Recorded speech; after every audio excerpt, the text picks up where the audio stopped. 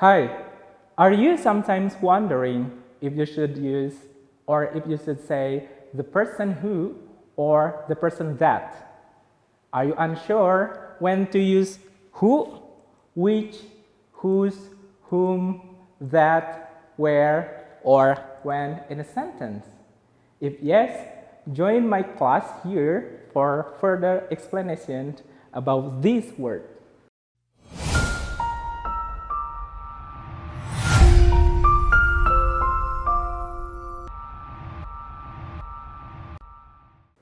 Hello everyone, welcome. I'm Mr. Ori. Today we'll be talking about these words like who, whose, whom, that, where, and when in a sentence. In English, those words are called relative pronouns.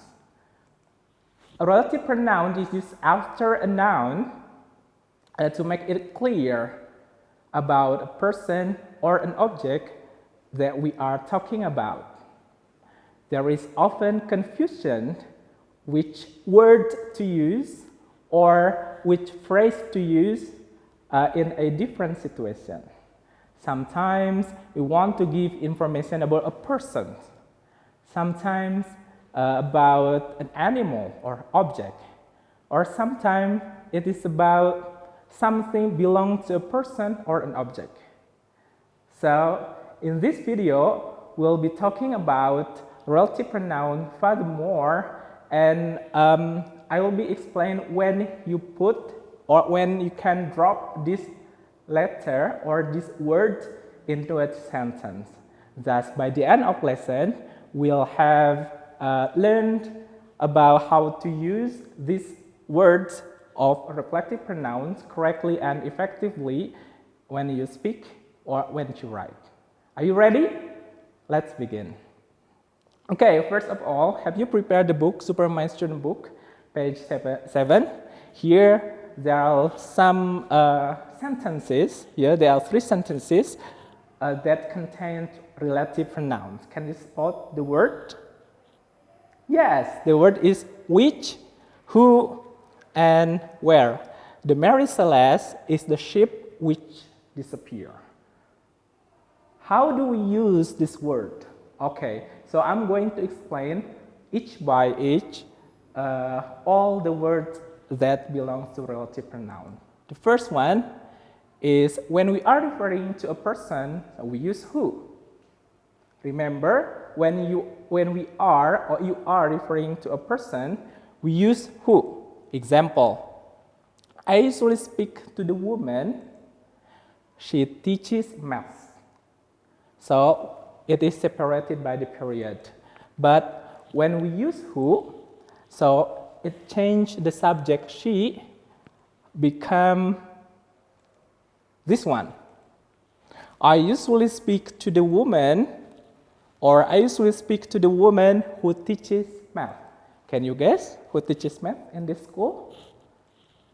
She's Miss Shani. All right, so we use who to refer to a people.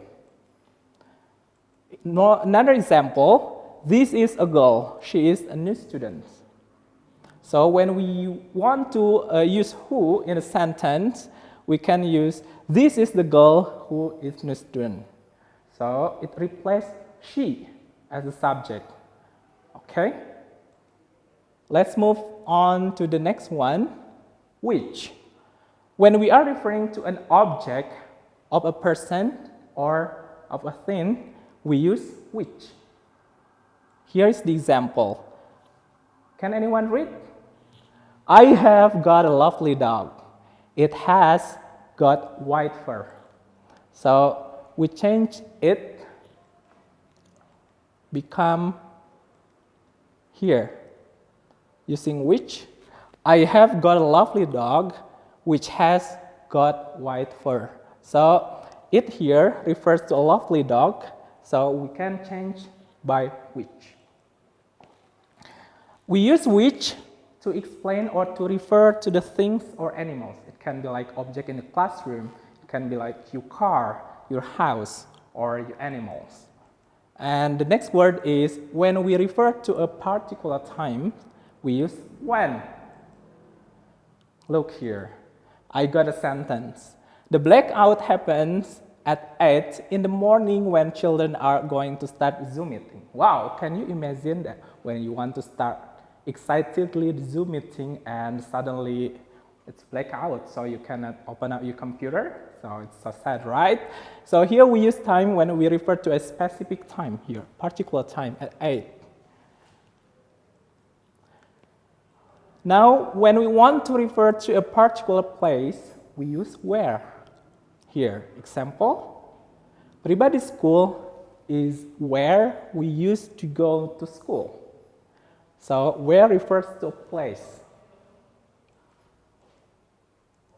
When we refer to something which belongs to someone, we use whose. Can anyone please say whose? Like whose? Okay, so whose hair is this? Can you spot the picture? Can you name who is he? She is Rapunzel. Yeah, correct, Rapunzel. So here when we see the sentence, the girl is Rapunzel. Her hair is bright gold. So we can see here her as something or the pronoun, object pronoun, which shows the possessive adjective. So we can replace her, become whose. The girl whose hair is bright gold is Rapunzel. Move on. We can also replace who and which with that. Here is the explanation. Example, she's the teacher who came to our school last week. We can replace who with that. Become, she's the teacher that came to our school last week. The same, right? But we only change the word who with that. And second example, this is the house which belongs to my friends. Okay, if we want to break out the sentence, it becomes, this is the house, period. It belongs to my friend. So we combine it to more effective. This is the house which belongs to my friend. This is the house that belongs to my friend. So that also can replace the word which. All right, now it's time for the game. Do you like game? I'm sure you do. Here, now get ready and read the sentence. The children blank are playing in the bedroom or my best friends. So can you spot which answer? Is it which, who, or whose? All right. Now we can choose. I cannot hear you. Can you please say it louder? Is it A, B, or C? Because it refers to the children. Children is people, right? So we use who. All right. So we can use who. Oh, wait. Correct. Okay. Next, the next question. The plane blank the boy is playing with was expensive. Can you spot the answer? We can see the subject here, the plane. So the plane is people or something or thing. So the plane is things, right? Not people. So when you use thing as to replace the subject or the object, so we use which. Okay? So the answer is A. Correct. Good job. Another example. Mr. Smith, blank wife is a nurse, goes to work on foot. Mr. Smith, blank wife. So it means that his wife is a nurse. So if we break out the sentence, Mr. Smith goes to work on foot and his wife is a nurse. So when we talk about something belonging or possession, so we use, can you? Whose? Yeah, right. So the answer is whose. Let's choose whose. All right, great.